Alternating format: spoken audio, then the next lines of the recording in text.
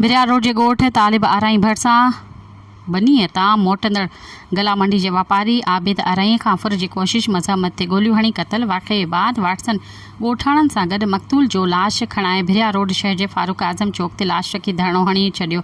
धरणे में मुज़ाहिरीन जे पुलिस इंतज़ामिया ख़िलाफ़ सख़्त नारेबाज़ी बदमनी खे रोकण ऐं कातिलनि जी गिरफ़्तारी जो मुतालबो कयो।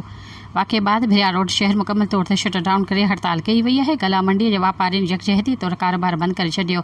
इन मौक़े मक़तूल जे वारिस रफ़ीक आराई ऐं ॿियनि ॿुधायो त मक़तूल आबिद आराई सुबुह सवेर बनी ते वियल हो, जितां वापसी ते ॻोठ भरिसां कब्रिस्तान वटि बि नामालूम फ़ौर मोटरसाइकिल फुर करण जी कोशिश कई। मज़हमत ते मक़तूलनि खे गोलियूं हणी क़तल कयो वियो।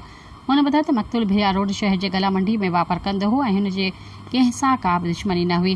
ॿिए पासे धरणे में ॻाल्हियूं करण लाइ DSP कंडियारो मजीद आराई ऐं SHO ठारो शाह वकील जाफ़री पहुतो ऐं पुलिस अमलदारनि जे पहुचण वक़्तु वाटसन जी बदमनीअ ख़िलाफ़ सख़्त नारेबाज़ी। धरणे जे 2 कलाकनि बाद पुलिस अमलदारनि ऐं वाटसन विच में ॻाल्हियूं थियण बाद पुलिस मक़तूल जो लाश पोस्टमार्टम लाइ बिरिया सिटी अस्पताल आंदो, जिते पोस्टमार्टम कयो वियो। अस्पताल में MS बिरिया डॉक्टर असलम राजपूत ॿुधायो त मक़तूल खे 3 गोलियूं लॻल आहिनि ऐं दिलि में गोली लॻण सबबि मौत वाक़िए थियो आहे। पुलिस पोस्टमार्टम बाद लाश वाटसन हवाले कयो। थाणे ते वाटसन जे अचण ते केस दाख़िल कयो वेंदो।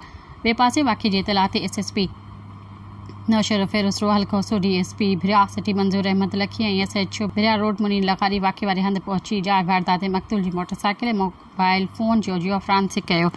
SSP नौशर फ़िरोज़ रोहल खोसो नोटिस वठंदे फौरी तौर ते पुलिस टीम जोड़े पेरा खणी जवाबदारनि जे पोयां पुलिस टीम रवानी कई आहे।